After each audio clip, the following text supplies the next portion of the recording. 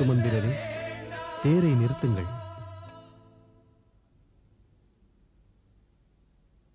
அந்தி நேரம் நெருங்கிவிட்டது. அன்பு மக்களே, எதுவரை என்னோடு வருவீர்கள்? 14 வருடங்கள் முடியும் வரை. இல்லை அன்பா, அது முறையல்ல. உங்களை வேண்டிக் கொள்கிறேன், திரும்பிவிடுங்கள் அயோத்திக்கு. ஸ்ரீராமா, திரும்புவதோ திரும்பாமல் இருப்பதோ எங்கள் பிரச்சனை அல்ல.